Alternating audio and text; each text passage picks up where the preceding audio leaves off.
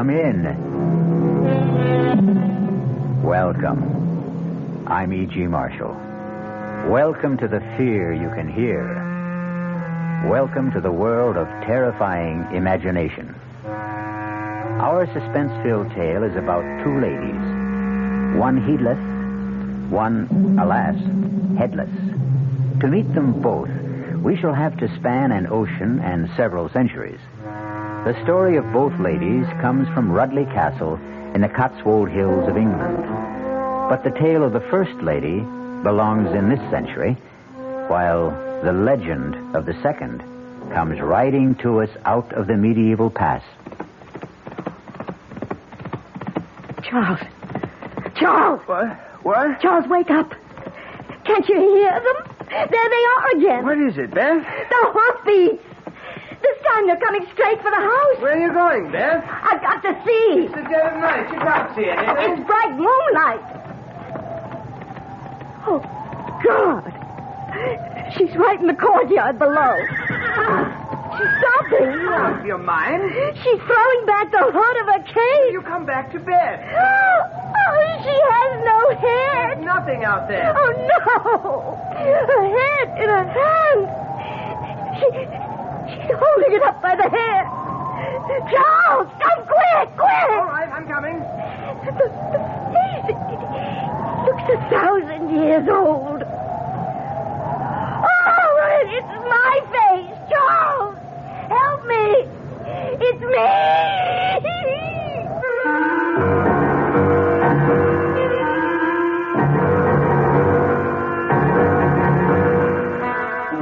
Our mystery drama, A Lady Never Loses Her Head, was written especially for the Mystery Theater by Ian Martin and stars Kim Hunter.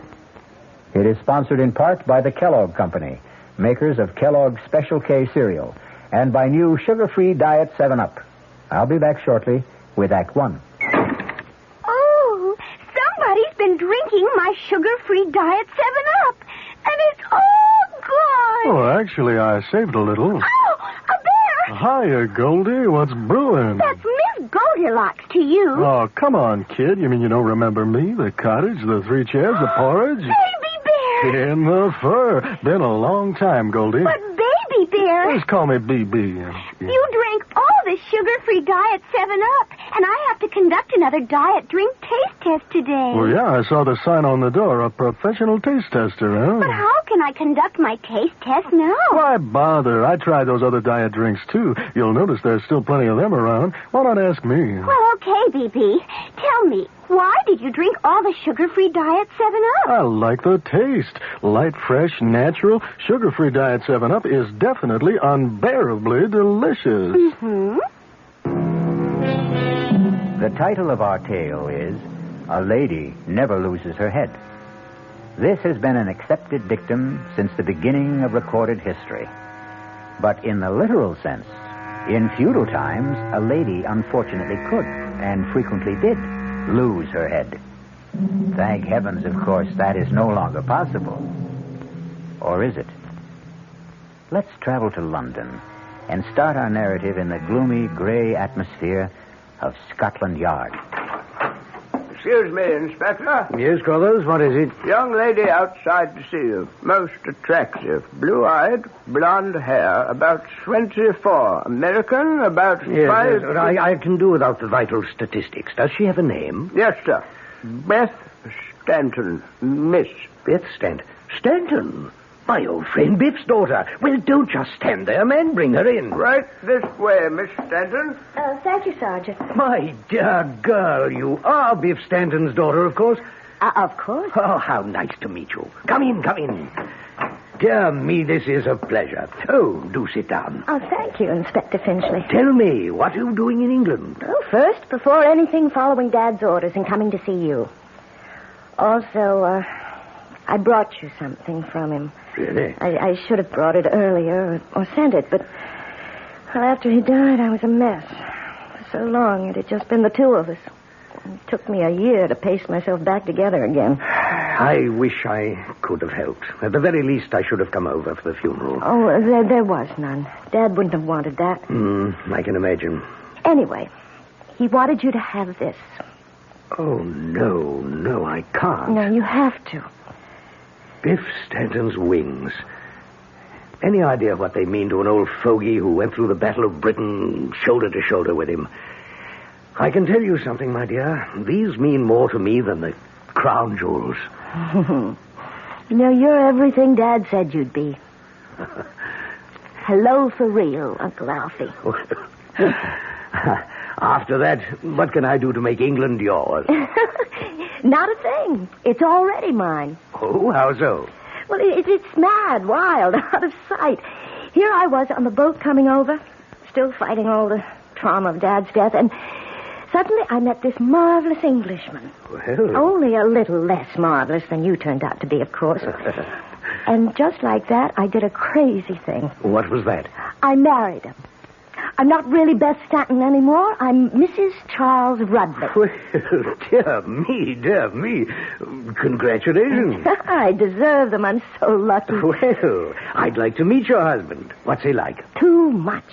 He's tall, black-haired, blue eyes, and just so Englishy English. Well, now, will you live here or in America? Oh, it has to be here because of Charles. Ah, what's his line of work? He doesn't have to work, actually, although he is a very fine artist. Well, I envy this chap in more ways than one. Why doesn't he have to work? Oh, well, because most of his time is spent in managing his estate. Ah. Which reminds me, I've got to run. I'm off to the ancestral home in the Cotswolds to take up my position as Lady of the Manor. Ah, Dorset, eh? Lovely country. Whereabouts? Chauncey Castle. I expect you know it. Well, I'm afraid I'm a bit shaky on Burke's peerage. Oh, Charles isn't an earl or a duke, really. It's just his family line. I don't even know what his title is exactly. Well, would you like me to find out? No, in this day and age, what does it matter? Now, Uncle Alfie, I must go. Charles went on ahead of me with his sister. Nora insisted she had to have a day to get things ready, and I told Charles I needed a full day to shop for a sort of late trousseau. So he drove her up with most of my bags. All right, my dear. I shan't keep you. Give me a few weeks to get settled, and I promise you'll be our first house guest. You only have to ask me. Bye-bye. Yes, sir. A very tasty young lady. And a hasty one. How's that, sir? Marion Haste repented. Beg pardon, Inspector? Oh, nothing. Too many years a policeman, I suppose. One tends to fall into the habit of looking for trouble. Still, she is the daughter of the best friend I ever had, and she must be a very rich young woman. I say, Crothers, rustle me a copy of Burke's Peerage, will you? Something I'd like to have a look at.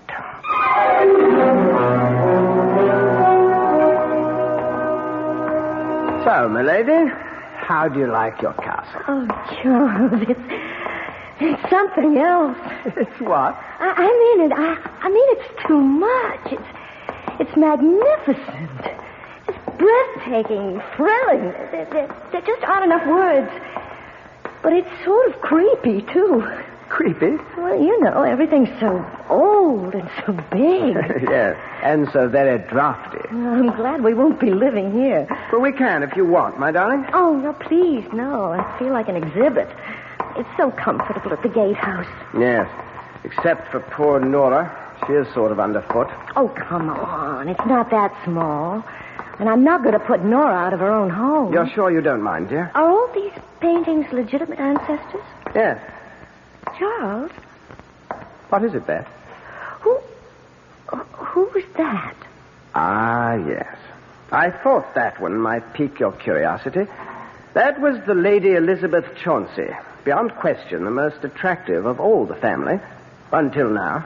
But she looks just like me. A very pallid copy, my darling. Besides, she was very dark. Not like my fair and golden-haired American beauty. Well, still, imagine all those years ago, someone in your family who... Oh, when did she die? Oh, somewhere in the middle 1500s. She died very young, as the story goes. How? Oh, accidentally. Darling, I think we ought to get back to the gatehouse. It's almost time for tea.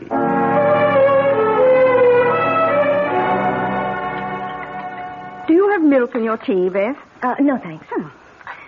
Well, how did you like the castle? Oh, it's great.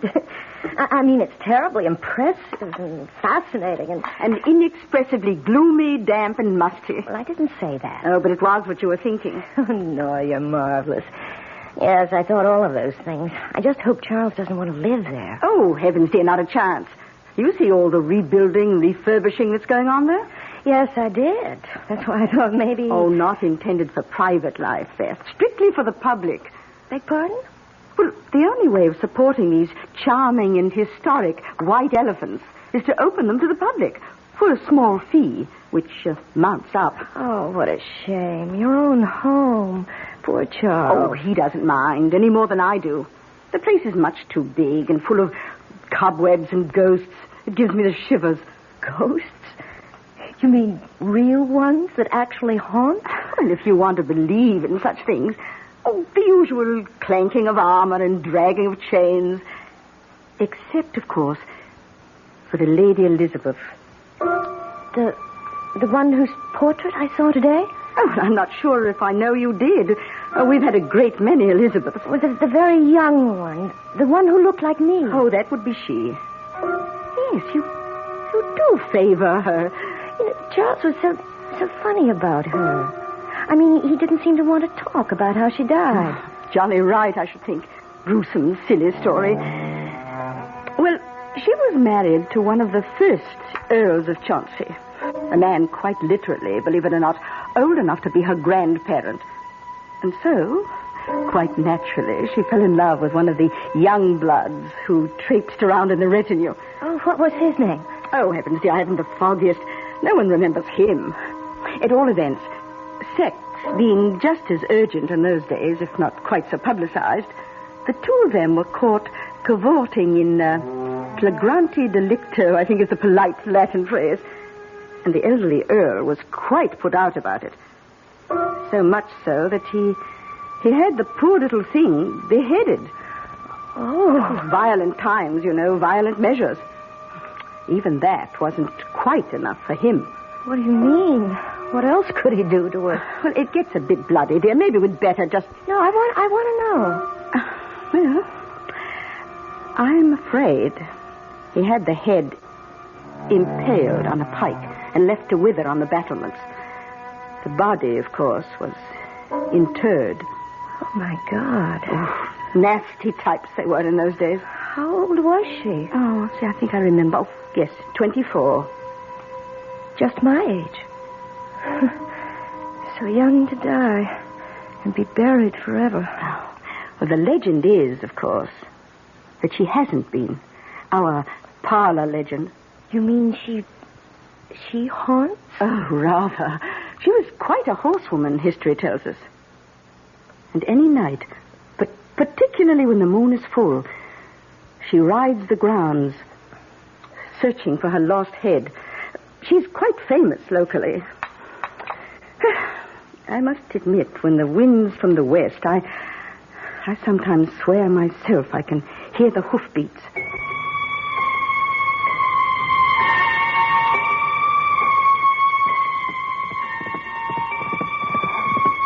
Poor Elizabeth. Poor... No. What's that?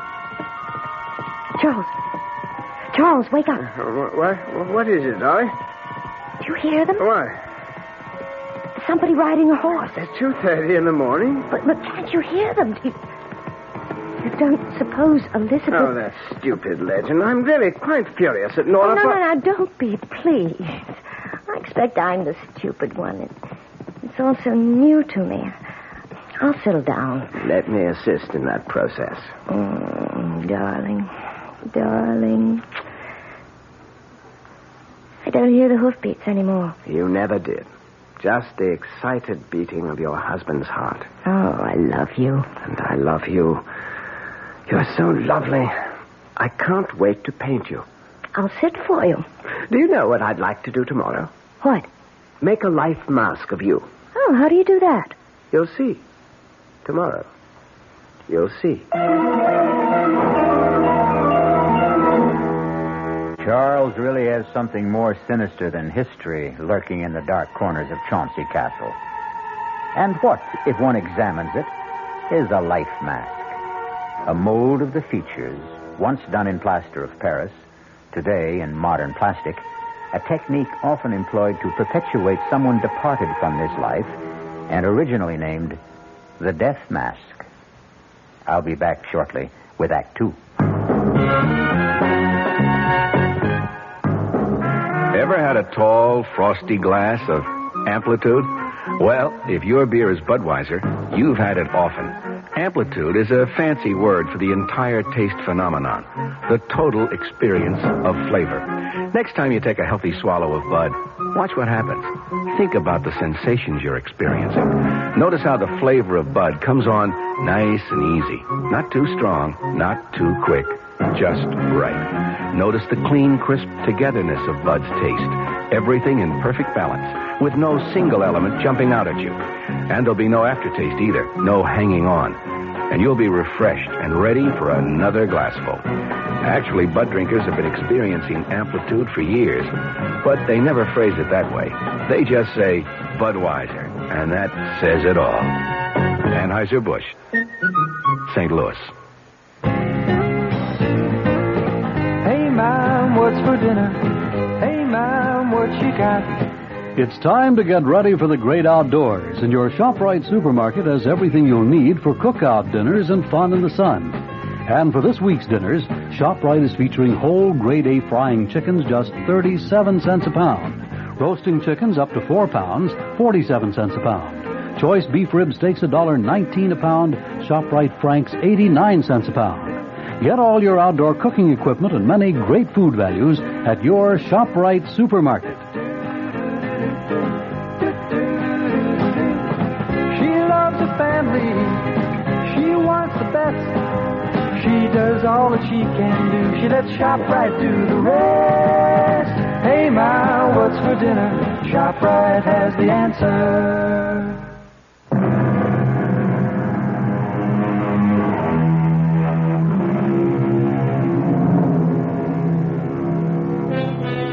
Have you ever had a mask made of your face? It's a quite terrifying experience. The material is laid on like shaving soap or a mud bath, and you lie there while it hardens and sets. In the last moments, there is an excess of heat and a feeling as if you will be buried forever in concrete or stone.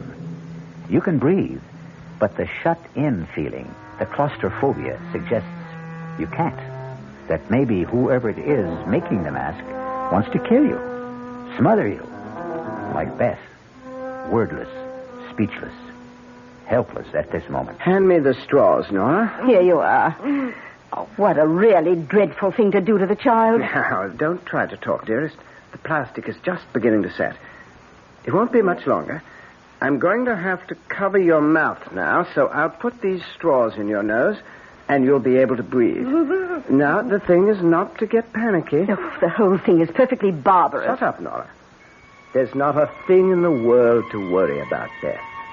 It just sort of draws, and there's a feeling that it's clamping down. But it's soon over. Trust me, darling. Please don't worry about a thing.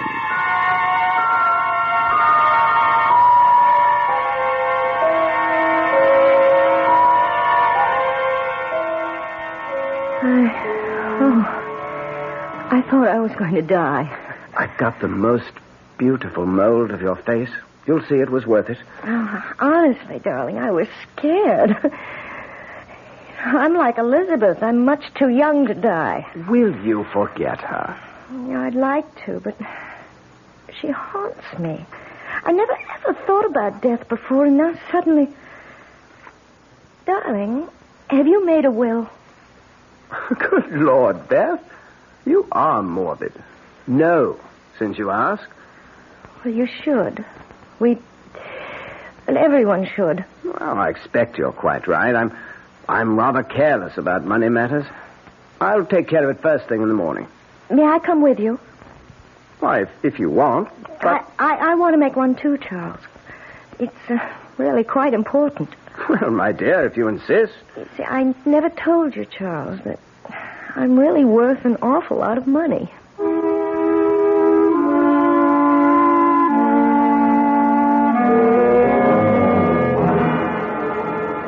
Crothers. Yes, Inspector. Remember that chap in Margate we had to look into because he kept getting rid of well-to-do wives at quite a clip? That'd be Humbert, sir. Yes. Tall, dark chap with a thick beard. Made a joke about Bluebeard. Oh, did I? Have we a photo of him handy? Well, I think I could dig one up. Why don't you? And, by the by, next weekend's Halloween. I think I might leave crime to the small fry and take a busman's holiday. Oh, you deserve it, sir. Where away? Well, I might take a run up to the Cotswolds. Sort of a sentimental journey, you might say. Morning, Beth. Special today, kippers. Oh, no, thank you, not for me. Oh, out of sorts, dear. I didn't sleep so well. Just a little orange juice and coffee. Oh, absolutely. Well, anything wrong? Oh, no, not really. You know, I guess maybe I ought to look out for those toddies of yours. Why, Beth, nothing but a little scotch, sugar, and lemon. I didn't mean I suspected the ingredients. It's just that maybe I can't handle quite so much whiskey. Oh, there was only a nip in there. Child, you do look a little wan. Should we have Dr. Yule in to have a glance at you, do you think? Oh, I can't need a doctor. I'm always so healthy. Oh, change of clime and all that, dear, and damp old England. Flu is always floating around. Why don't we just play safe? What do you think, Doctor? Oh, well, nothing serious, of course, but a high-strung young lady, you know. Well, sensitive, naturally.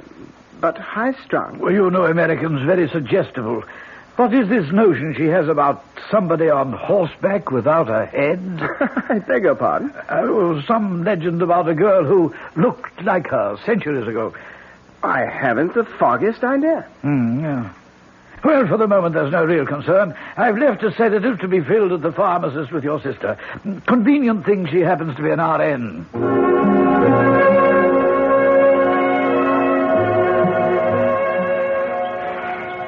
You're sure you're up to this, Beth? Oh, Charles, I simply had to get out of doors and away from the cottage. Let's just enjoy a walk into the castle and pretend it's all the beginning. Well, now, just stay well in the center of the drawbridge. Needs a lot of repairs. You know, it's just incredible to think that knights in armor rode across this bridge. How far do you suppose it's down to the bottom of the old moat? 50, 60 feet, perhaps. A mess, isn't it? All those weeds and jagged rocks. Can we go in and poke about? Your wish is my command. Beth? Right here. Where on earth have you got to? Like a magnet. Right back to her. The Lady Elizabeth. She fascinates me so. Well, there really isn't all that much resemblance. Oh, I don't agree. She could be my twin. And it's funny. What's funny? But it's so hard to put into words, Charles. It's just a feeling. I mean, her portrait is just as old, and the paint is just as cracked as all the others, but somehow she feels so immediate, so today. Almost as if she just sat for the portrait, and the artist had just finished it. That is rather strange. You can see that the pigments are medieval. The patina is centuries old, just like the model. I know. I should stop identifying myself with her just because of a chance resemblance. Oh, Charles, I'm cold. Let's get back to the gatehouse and that nice living room fire.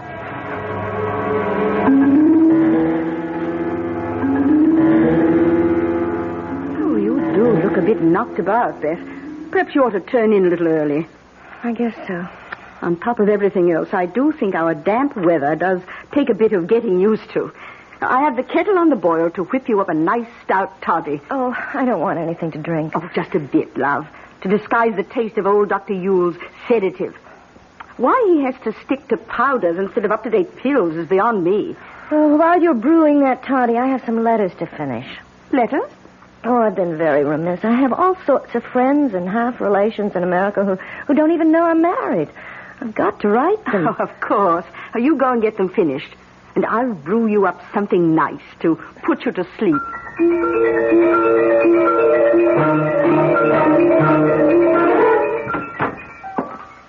There you are, darling. Nora's best. Plus Dr. Yule's guaranteed potion for a restful night. Thanks, Charles. Oh, I'm sorry to be such a bother. Hush. Get all your letters finished? Yes. I must mail them first thing tomorrow. Let me have them, darling. I have to run into the village to pick up the post. I'll send them off then. Okay. And by the by, I hate to bother you with this, but as long as you have pen in hand, want to look this over and sign it? What is it? That last will and testament that you insisted on making. Technically, I suppose I should have John and Nellie witness your signing, but I'm sure they'll take the will for the deed, if you'll excuse a complicated pun. Sign it later. Oh, yes, let's get it out of the way. I have enough morbid thoughts as it is. What morbid thoughts? There. I hope to God it never has to be executed. Amen. Now drink your toddy, and it will relax you. All you need is a good night's sleep. I'd give anything for that. If I could just stop dreaming about her, or hearing those hoofbeats. Charles. What, dear? You don't think I'm going crazy, losing my mind? Oh, now, come on. Drink up. And I'll hold you tight till you go to sleep. It's strong. But it does feel good. Charles, you're so good to me. How can I ever repay you? You will, darling. You will.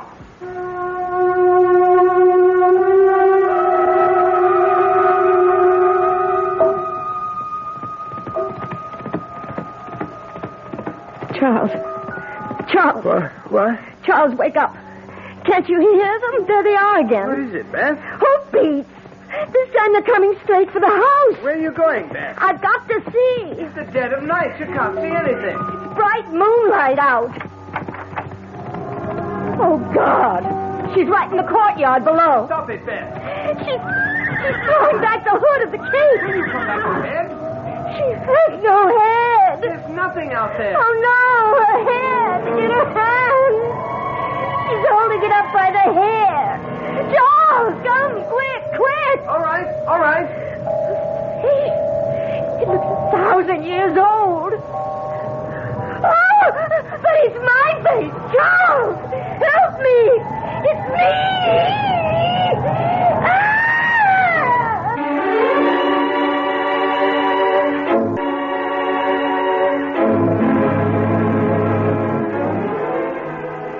More and more, the question narrows itself down to a very simple one. Which lady has lost her head completely? Elizabeth from the past, who will not stay at rest? Or Beth from the present, who seems bound to raise her from the grave? I'll be back with at least some of the answers when I return shortly with Act 3. And now another story of the ball and chain as Kellogg's Special K presents Veronica and Jack. Oh, Jeffrey, isn't this romantic? Out in a quiet lake at night with you rowing the boat. Yes, Veronica, it's really neat. Jeffrey, what was that? Frogs. Frogs that go bonk? They're pretty weird frogs.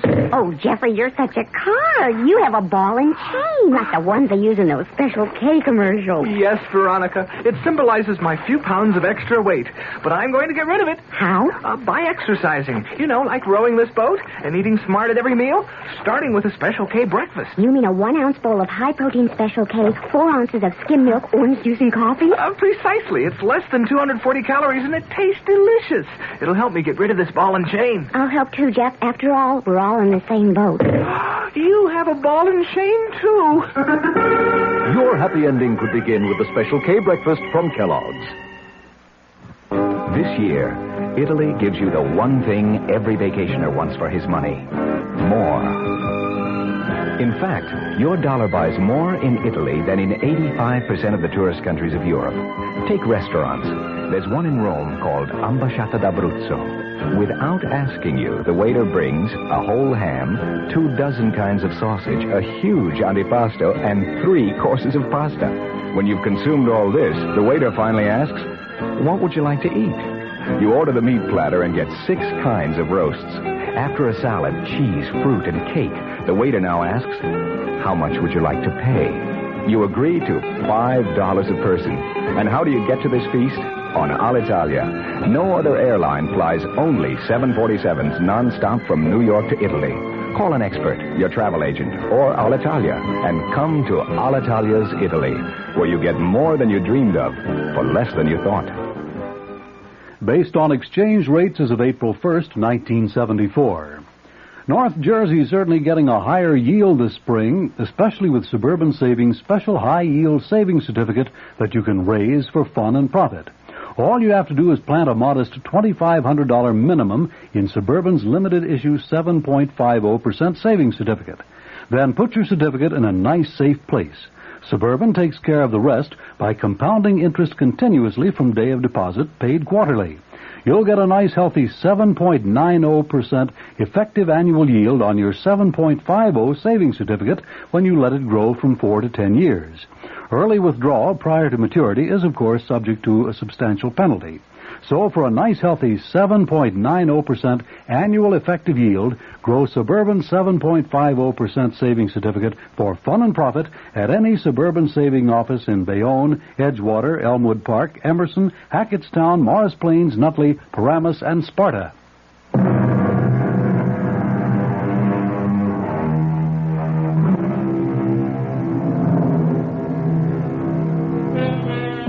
So, back once again to the problem of our twin damsels in distress. The medieval one has vanished into thin air by now, if indeed she ever materialized from there, while our modern Beth has confounded us and her husband by doing something quite medieval, or at least old-fashioned. Beth? Mm-hmm. Beth? Yeah. Beth, it's Charles. Wake up. What? Charles? Oh, what happened to me? What happened to her? Charles. Now, darling, listen to me. There was nobody there. Oh, but I saw her sitting side saddle on the horse, and when she dropped the hood... Beth, it was a dream. She had no head at all, except in her hand. You've got to stop it, Beth. She was holding it by the hair, and the face was all wrinkled like a mummy. Beth, And it was my face, just like me. And do you know what she was doing? Do you know what she was doing? Beth, you've got to stop this. I can't... She was beckoning to me, Charles, calling me down. She wanted me. She wanted my head. Stop it, Beth. Stop it, Beth. Beth. Do you know the awful thing? I could feel myself being tugged, pulled toward her. If I hadn't fainted, Oh, God. Charles, what's the matter with me? What's wrong? What's that? Beth, get hold of yourself. It must be Nora. Yes? Charles, has something happened? Come in, Nora. The door's open. Oh, bless us. What's the matter with the child? She just had a bad dream. It wasn't a dream. Oh, the headless Elizabeth again? Yes, she thought she heard her ride into the court below the window. I did see her. Oh, let me take the child, Charles. No. Get her sedative powder. We've got to calm her down. I don't want any medicine. Just let us take care of you, Beth. We know what we're doing.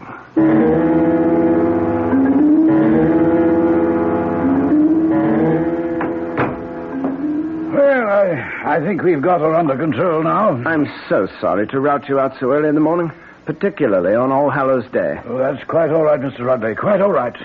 You'd never have gotten her calmed down without a shot from me. Oh, silly children and their Halloween pranks. I can't imagine how they got this far out of the village. Did you see this apparition that scared Mrs. Rudley so? Oh, good Lord, no. By the time I got to the window, the yard was bare. How the young'uns could have disappeared so far? Oh, I don't think this was any childish prank. What? No, it's something much more serious, I'm afraid. You don't mean sleepwalking? Oh, dear me, that too. I see. Now, you say she lost her father recently. Yes, a year ago. And they were very close. Yes, extraordinarily so, I would say. What is it, Doctor? You don't think... I'll tell you what I do think, Mr. Rudley, and I'm going to be very honest. This case, your wife's problem, is far beyond a country doctor like myself. I think she needs psychiatric help. Oh, no. For her own sake.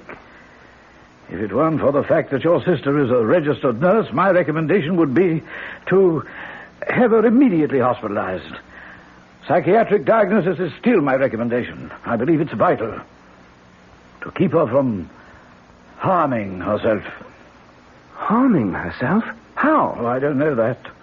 But I do know that for whatever reason she is, well, in layman's terms, a nervous wreck. Hypertense, in spite of all the sedation I've been giving her. Subject to delusions and the victim of a death wish. You must get help very quickly. Help from a specialist. And she should not be left alone for a moment. Well, that's quite a blow. I'm sorry, but even suicide is not out of the question. Good Lord. I wonder, could I talk to her now? Well, she may be a bit drowsy, but if she's not asleep, yes. Now, I'd like to suggest some doctors... Doctor, I want you to. I have to go into the village to pick up the post. Would you mind dropping me? We can talk on the way.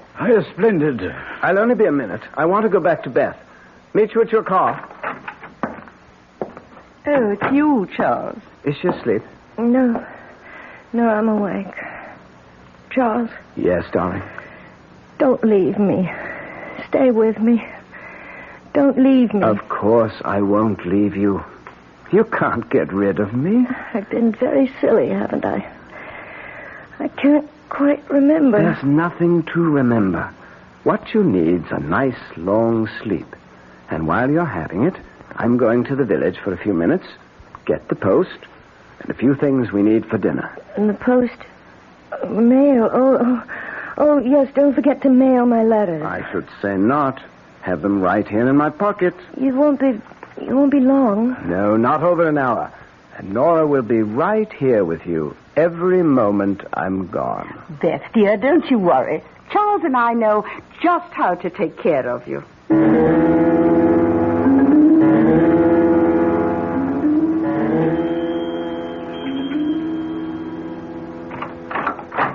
Yes? Oh, how do you do? Are Mr. and Mrs. Rudley at home? Oh, no, I'm sorry. Mr. Rudley's off to the village, and I'm afraid Mrs. Rudley is indisposed. Oh, I'm sorry. Not serious, I hope? Oh, no, just a little bout with the flu. May I say who was calling? Oh, yes, of course. Alfred Finchley. Oh, well, are you a friend of Mrs. Rudley's? No, not really.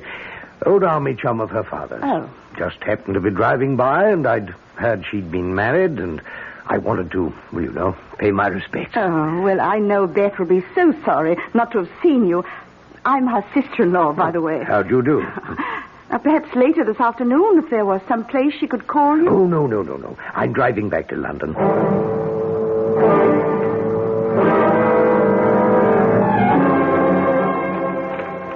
Well, that's a lot, Mr. Rudley. You owe me tuppence on the one overweight letter. There you are, Mr. Morgan. Anything to go out, sir? No letters this time. I thought I saw some in your pocket. No, these are not going to be posted. I'll take care of those myself. As you will, sir. It's just opening time. Want to step in the pub and have a nice warming beer? Not this time, Mr. Morgan. Got quite a long walk home. That'll be on my way if I hope to make it by lunch. Good morning. Good morning, sir. That's it. 11's. All open for business. Not one ruddy customer.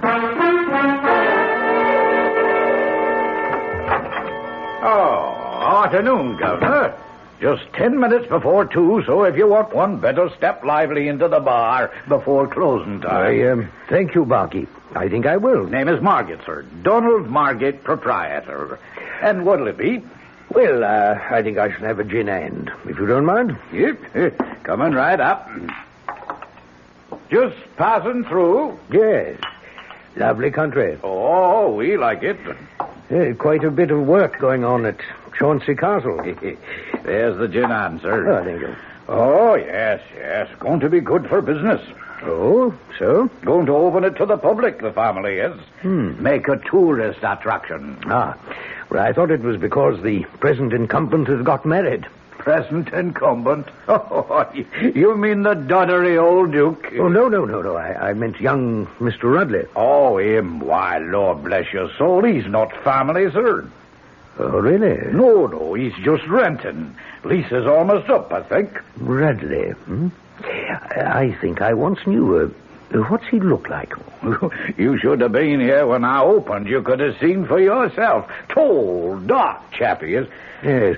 He wouldn't by any chance be this chap in this picture, Well, no. That'd be hard to tell. I mean, Mr. Rudley's clean-shaven and a lot thinner than this chap. Still, take away the beard, cut off some of the hair. No, I just wouldn't know. Do you have a doctor in town? Oh, yes, sir. That'd be Dr. Udall. You'd find him right across the green, sir. Good timing, too, because I have to close. Timing couldn't be worse, Nora. She never mentioned she knew anyone in England. Oh, I don't think we have to worry. He was just a little wisp of a man, very inoffensive. You doctor her food at lunch. Get another of your special toddies into her before she goes to bed. We'll do it tonight. Well, it seems a bit soon. A lot faster than usual. But if you insist, darling, naturally we'll go ahead. Kiss me. Yes, sister, dear. Well, at least she is the last one. She has enough money to leave you. So I can stop sharing you with the pigeons. Inspector Finchley, Scotland Yard, Doctor. My credentials. Oh, dear me, a policeman, but why on earth? Could you answer my question? Well, of course. Yes, I've called on her several times in the last 10 days or so. What's the matter with her, Doctor? Well, that's rather difficult to say. She has delusions. Caused by what? Oh, now, Inspector, that would take a psychiatrist to explain. She couldn't be under the influence of drugs, could she? Why, does this man look at all familiar to you, Dr. Ewell? No, I can't say. Just a minute. Let me get my magnifying glass. Now, where did I... Oh, yes, here it is. Yes. Oh, yes, by George. Partly the facial structure, of course, but this is what did it. You see that old scar there bisecting the left eyebrow, more or less? Yes. Something a doctor would notice because it wasn't a very good job of suturing. Yes, I think I could swear. Shave off the mustache, the beard, and the sideburns. And by George, you'd have Charles Rudley. Or George Humbert.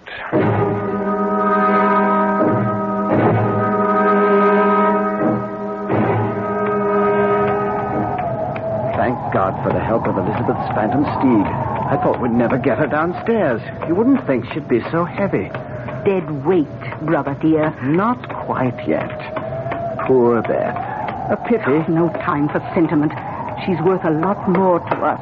Dead. Now help me get her off the horse and then get him back to the stable and call the doctor. After you throw her over into the moat, you'd better make very sure she's dead. I'll make sure. All right. I'll get her off the horse. Stand still, Rudley. Just hold it right there. What? I've got you covered. This is the police. Don't move. Oh, you fool. Well, they're not going to get me. It's too late. Get out of my way. Watch it. Don't shoot after the horse. We don't want to harm the girl.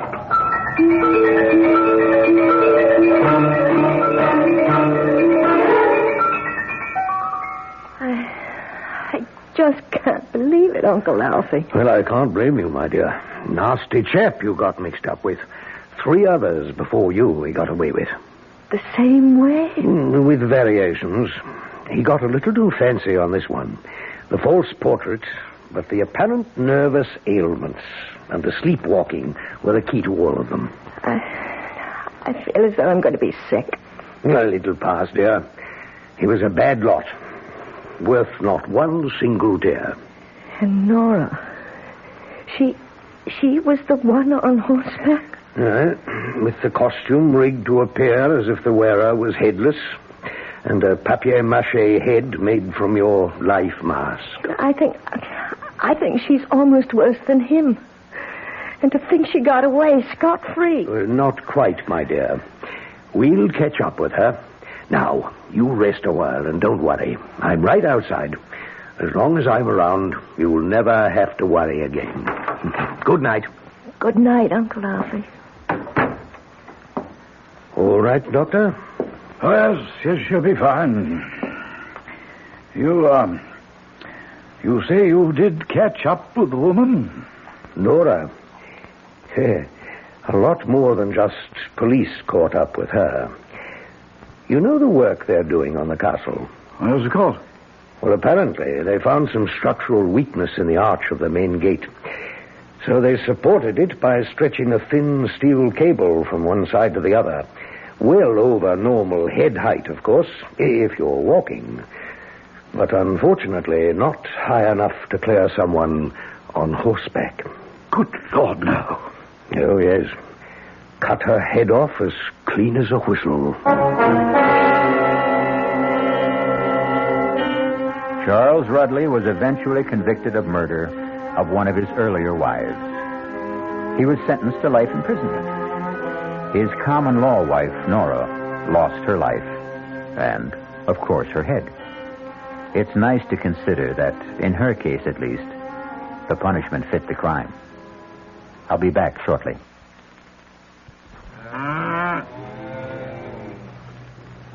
Well, good evening, Mystery Theater fans. This is Gene Shepard, and we're sitting here having a very friendly roundtable discussion with many of our listeners who gather nightly here at the 710 spot on the dial.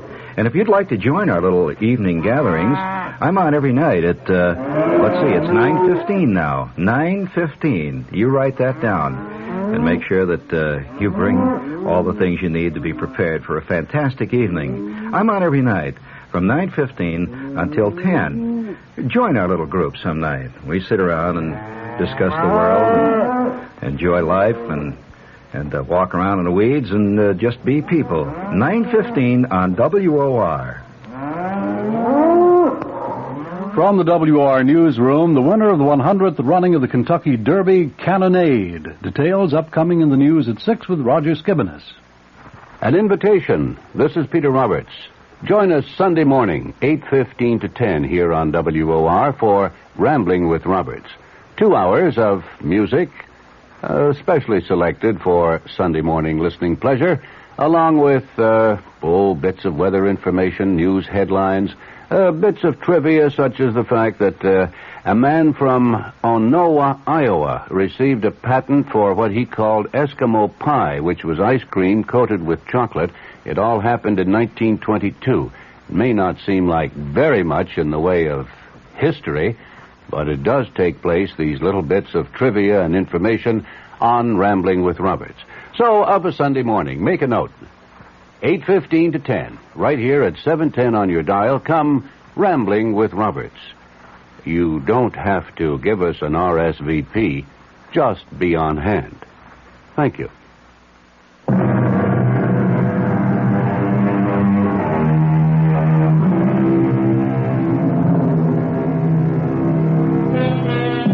Uncle Alfie proved to be right about the resiliency of youth. It took a couple of years, but eventually Beth settled down and is happily married to a psychiatrist in Duluth. As for this fable itself, it also goes to prove that time not only heals all wounds, but eventually wounds all heals. Our cast included Kim Hunter, Nick Pryor, Bryna Rayburn, Ian Martin, and Court Benson. The entire production was under the direction of Hyman Brown. And now, a preview of our next tale. This is a voodoo doll. All of him is made with things that once belonged to Truedo. There's one last thing I needed to make the spell work. The weapon. Now at last I have in my hand the instrument of destruction. I straighten out the circle, turn the head to the sky, and death the tail towards the ground, and strike! What have I done, Mr. Ramsey? You drove the bracelet like a knife straight through the doll's head.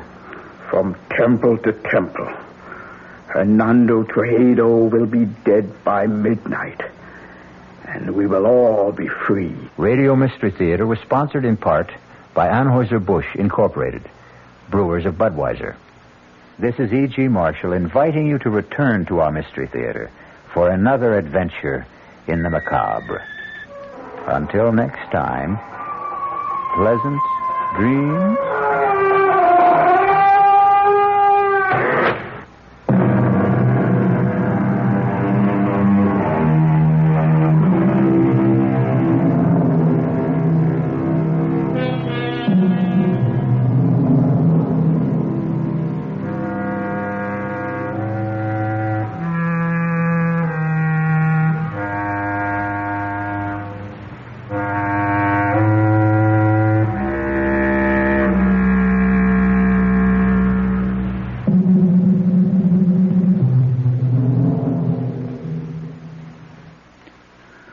The WR Mystery Theater has been brought to you by ShopRite Supermarkets, where you get a lot more for a little less, and by Suburban Savings, with offices throughout North New Jersey. The preceding Mystery Theater program is furnished by the CBS Radio Network. 5 o'clock, time for the news on the hour from the WOR newsroom. This is Roger Skibinis reporting.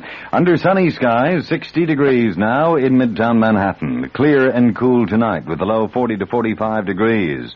And it's going to be sunny and cool tomorrow with a high near 60. Fair, not as cool tomorrow night. More on the weather later on. Some $20 million in art treasures were recovered today in Ireland. Police in Dublin say the masterpieces stolen a week ago in what has been described as the biggest art robbery in history were found in West Cork. A woman is now being questioned. Yesterday, there was a ransom demand for $1.2 million.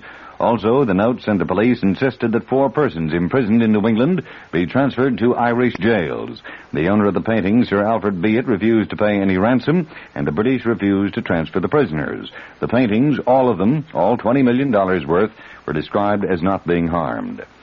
Ron Ziegler, President Nixon's news secretary, today accused those the Watergate transcripts and believe former White House counsel John Dean over President Nixon as being partisan.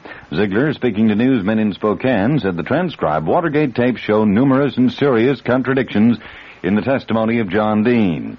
2 Republicans on the Senate Watergate Committee, Howard Baker of Tennessee and Lowell Weicker of Connecticut, have made the comment that the transcripts seem to support Dean's testimony before the Senate panel.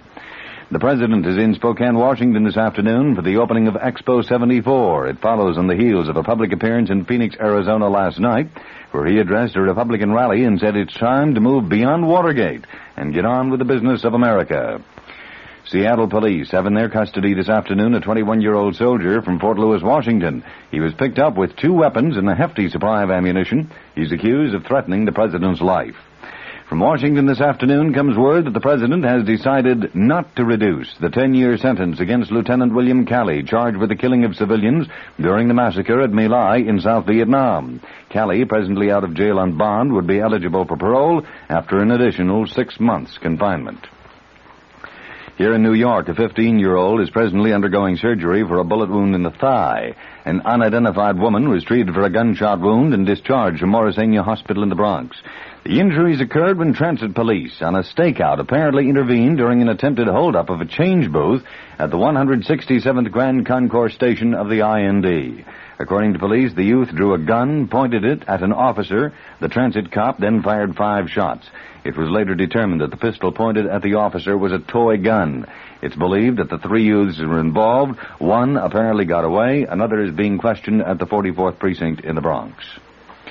A citywide search is on at this hour by police in an effort to recapture 2 men who managed to escape from the Brooklyn House of Detention last night. The 2 are 26-year-old George Harper of 1463 Pacific Street in Brooklyn and 42-year-old Stephen Fraser of 132-05 155th Street in Queens.